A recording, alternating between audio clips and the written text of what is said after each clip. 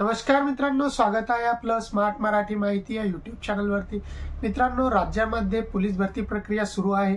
5 मार्च पासून याचे अर्ज भरायला सुरुवात झाली होती आणि अर्ज बरेचसे जे विद्यार्थी होते त्यांनी अर्ज देखील भरलेले आहे। परंतु आता गृह विभागाकडून जेव्हा अर्ज छाननीची प्रक्रिया सुरू झालेली आहे त्यामध्ये त्यांना लक्षात आलेलं आहे की अनेक असे कॅन्डिडेट आहे की ज्यांनी एकापेक्षा जास्त असे अर्ज टाकलेले आहे आणि त्यामुळे जे आहे ते आता गृह विभागाने एक निर्णय घेतलेला आहे की एकापेक्षा जास्त ज्या कॅन्डिडेटने अर्ज टाकलेले आहे, ज्या अर्जदारांनी अर्ज टाकलेले आहे त्यांचा फक्त एकच अर्ज हा वैध ठरवण्यात येईल, बाकीचे अर्ज हे रद्द करण्यात येईल। तर याच्या मागचं कारण काय आहे?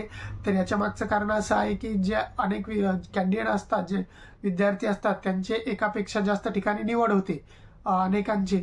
तर ते काय करतात, त्यावेळेस एकापेक्षा जास्त ठिकाणची निवड झाल्यानंतर जो जिल्हा त्यांना सोयीचा वाटते किंवा आपल्या जवळचा वाटते त्या जिल्ह्याची ते निवड करतात, परंतु जे दुसऱ्या जिल्ह्याची जी जागा असते ती जागा मग रिक्त पडून राहते आणि अशा वेळेस जे दुसरे उमेदवार असतात त्यांना याचा फटका बसतो, त्यांची यामध्ये निवड होऊ शकत नाही कारण ती जागा मग रिक्तच पडून राहत असते। त्यामुळे आता गृह विभागाने हा निर्णय घेतला आहे की जर तुम्ही एकापेक्षा जास्त अर्ज भरले असाल तर तुम्हाला जे आहे ते तुमच्या जिल्ह्याच्या पोलीस आयुक्त, जे पोलीस अधीक्षकचं कार्यालय असते त्या पोलीस अधीक्षकांच्या कार्यालयामध्ये जाऊन तुम्हाला एक हमीपत्र तिथे लिहून द्यावे लागणार आहे की तुम्ही किती जिल्ह्यासाठी अर्ज भरला होता, कोठे कोठे अर्ज टाकला होता आणि तुम्हाला कोणत्या जिल्ह्याचे अर्ज हे रद्द करायचे आणि कोणत्या जिल्ह्याचा अर्ज हा तुम्हाला ठेवायचा आहे। तुम्हाला फक्त एकच अर्ज आणि एकच ठिकाणी अर्ज करता येणार आणि एकच ठिकाणच्या जागेसाठी जे आहे ते तुम्हाला पेपर देता येणार आहे, त्याची परीक्षा देता येणार आहे। त्यामुळे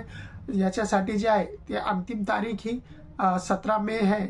17 मे असणार, 17 मे जे आहे ते ठरवण्यात आलेली आहे आणि हे ज्या विद्यार्थ्यांनी पोलीस भरतीचे फॉर्म भरलेले त्यांच्यासाठी अतिशय महत्त्वाची अशी सूचना आहे, कारण तुम्ही जर हे हमीपत्र नाही दिले तर तुमचे जे अर्ज आहे तो अर्ज, तुमचे सर्वच अर्ज हे बाद होऊ शकतात। त्यामुळे 17 मेच्या आत तुमच्या जिल्ह्याच्या पोलीस कार्यालयामध्ये जाऊन आपला जे हमीपत्र आहे ते सादर करा की तुम्हाला कोणत्या जिल्ह्याची जागा ठेवायची आहे आणि कोणत्या जिल्ह्याची जागा रद्द करायची आहे। याबाबतचे अजून देखील जे काही अपडेट येतील ते अपडेट आपण वेळोवेळी घेत राहू।